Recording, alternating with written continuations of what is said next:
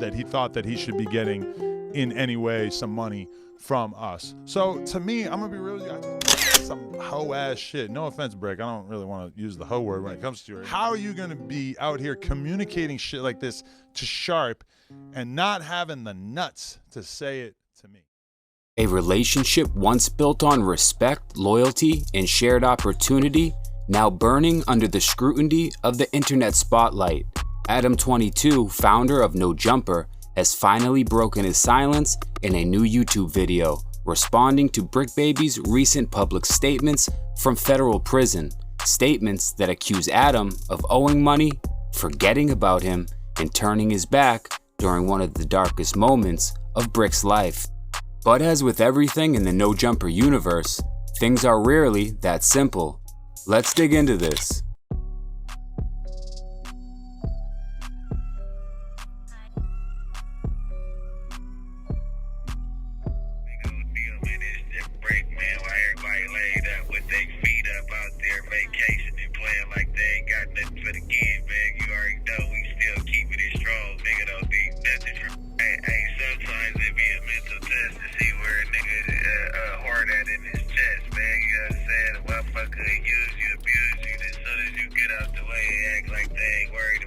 For months, Bricc Baby has been throwing not-so-subtle jabs at Adam from behind bars. He's been locked up on federal charges, allegedly connected to a web of extortion, conspiracy, and organized street crime that includes not just himself, but fellow figures like Loose Cannon and even Big U.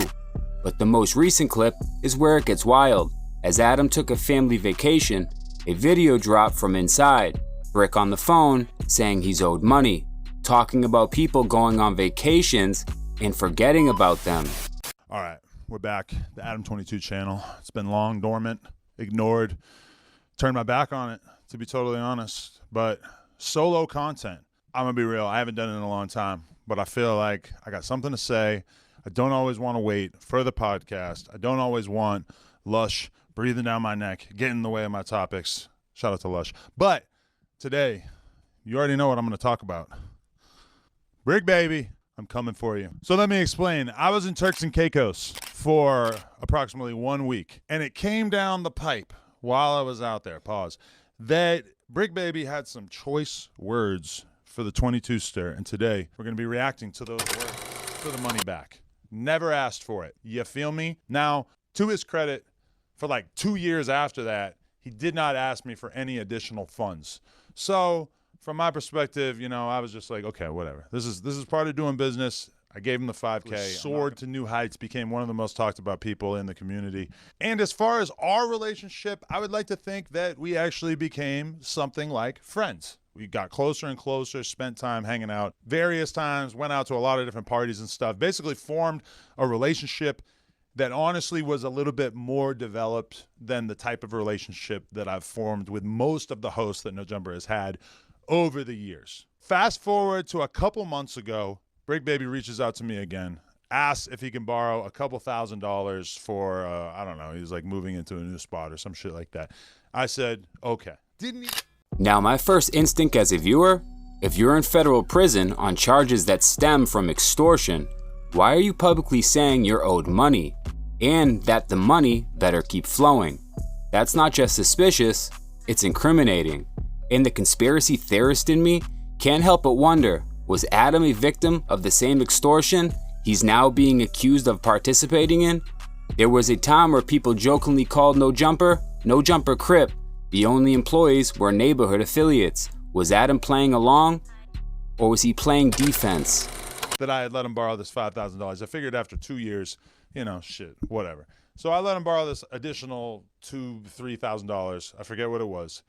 And then very soon after that, like I'm talking like a week later, he gets picked up by the feds, right? Ever since then, there's been murmurings, people wondering, what is Adam22 going to do to help out Bricc in this situation? Now, from my perspective, I'm $7,000-8,000 in the hole in terms of money that I have let you borrow, which I'm not really the kind of person who lets people borrow money all the time. Like, of everybody who's ever worked for me, I honestly don't think I can think of a situation in which any of them have borrowed money from me. Like, that's just not really the kind of relationship that I like to have with people who work for me.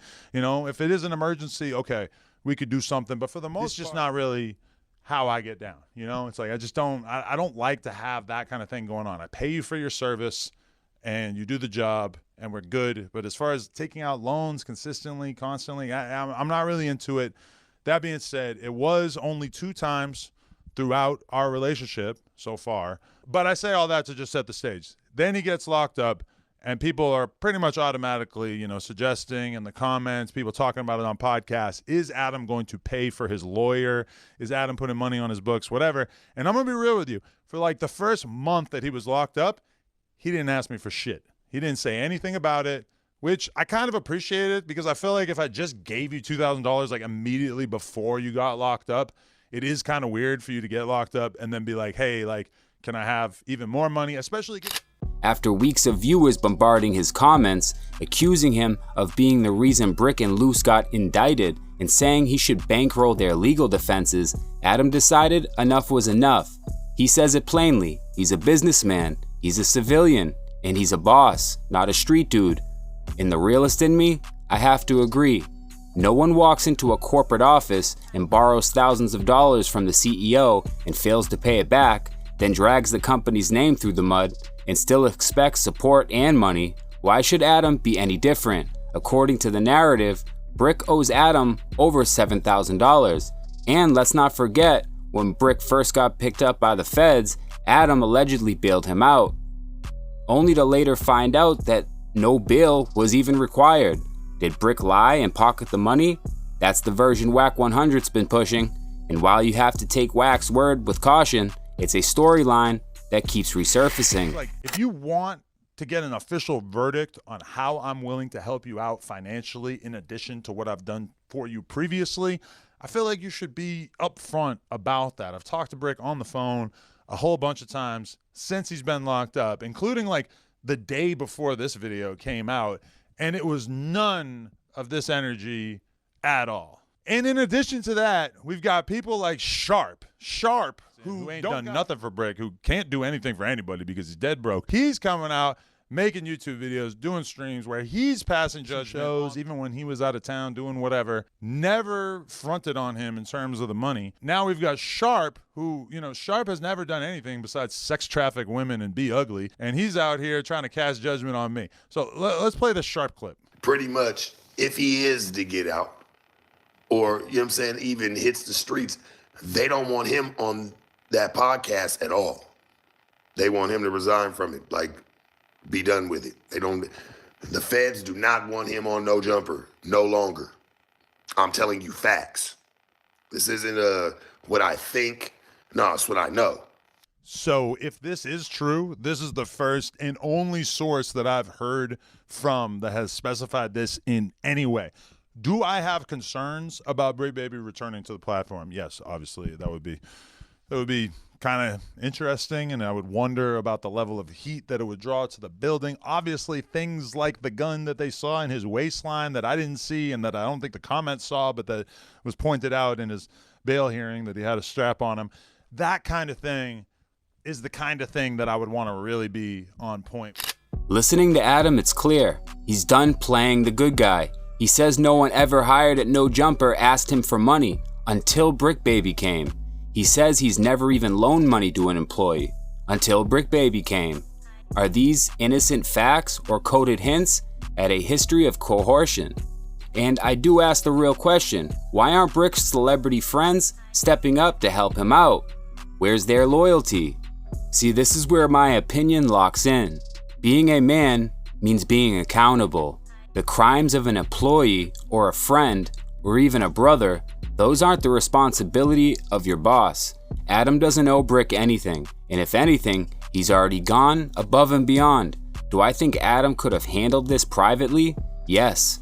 I think the public video hurts more than it helps, but maybe that's the point.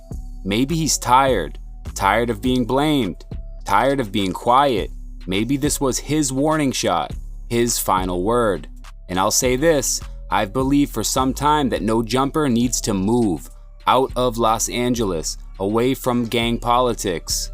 Because what started as a hip-hop podcast turned into something else entirely, and that something else may have Adam lose his friendships, staff, and his peace of mind. The cops have told Bricc that he's no longer allowed to be on No Jumper. This is a Sharp narrative as of this point. Like, I have absolutely no idea if this is a real thing or not, but it does seem kind of odd if this is something that Bricc told Sharp and didn't tell me or anybody else from No Jumper. I mean, keep in mind, Bricc and Sharp have had a weird relationship over the years because when we fell out with Sharp, Bricc talked hella shit about him on the platform. Strange. But either way, I mean, to me, this is just a completely invented Sharp narrative as far as I know. It's kind of odd that he would know about this and I wouldn't know about this. But let's keep going. You know, to a lot of you dummies, because it went to prove because everybody was screaming, oh, they're going to be out on Wednesday. No, they're not. I knew it when it came to the bail hearing and how things play. Like, that is just, they're just giving them that. Now you got to appeal it. And then, to hear, when he was calling, Adam, he ain't answering, or whatever the case may be. He's calling people and they not picking up. Now they're avoiding him. Why is that? Boy, why aren't you answering Bricc calls?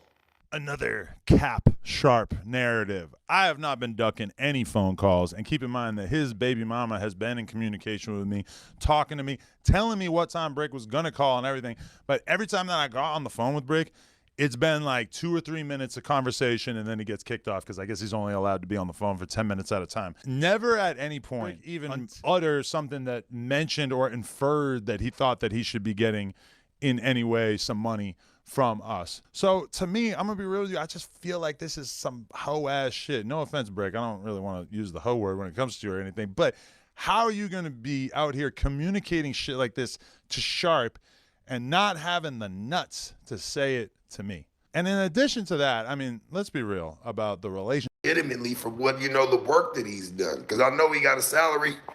Why ain't that man received his bread? Like, what's going on? Sharp is basically alleging that No Jumper has not paid Bricc the money that we owe him. Well, he obviously has absolutely no knowledge of this because I would easily, gladly open up our books and let everybody see the fact that we paid Bricc for exactly the amount of time that he was on the podcast. So this is ridiculous. This is just totally fake.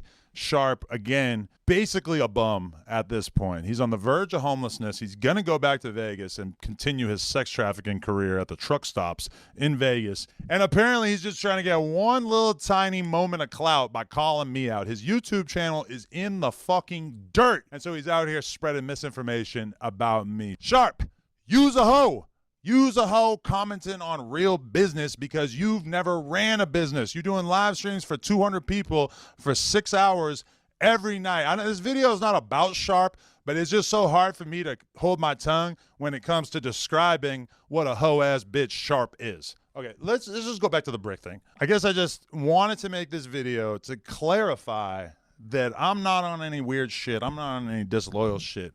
My perspective is just no, I'm not going to keep you on the payroll while you're locked up. That's just not, that's an abuse of the relationship that you think that we have. It's like there's probably a lot of people in your life that could help you out with money. And I have nothing against giving the guy some money for commissary, helping his girl out with whatever. But it's just at a certain point, you've already worked up a significant debt with me.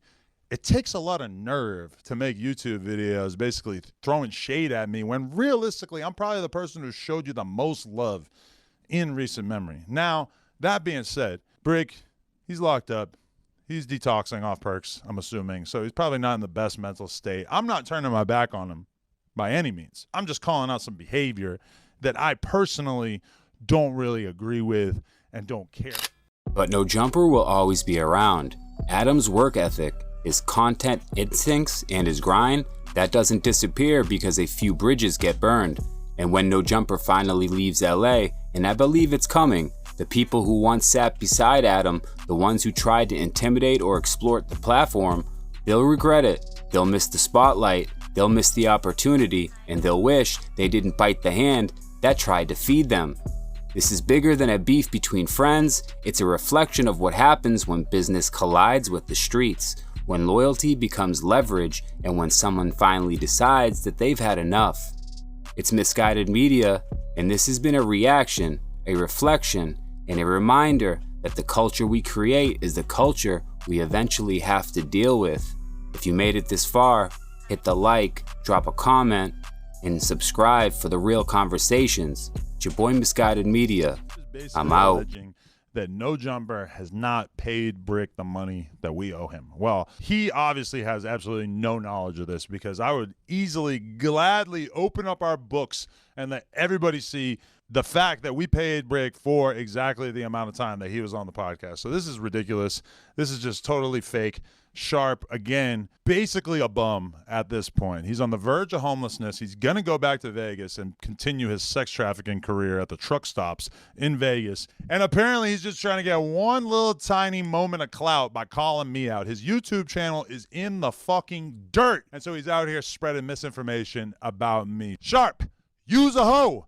Use a hoe commenting on real business, because you've never ran a business. You're doing live streams for 200 people for 6 hours every night. I know this video is not about Sharp, but it's just so hard for me to hold my tongue when it comes to describing what a hoe-ass bitch Sharp video is. To clarify that I'm not on any weird shit. I'm not on any disloyal shit. My perspective is just, no, I'm not going to keep you on the payroll while you're locked up. That's just not, that's an abuse of the relationship that you think that we have. It's like, there's probably a lot of people in your life that could help you out with money. And I have nothing against giving the guy some money for commissary, helping his girl out with whatever. But it's just at a certain point, you've already worked up a significant debt with me. It takes a lot of nerve to make YouTube videos basically throwing shade at me, when realistically, I'm probably the person who showed you the most love in recent memory. Now,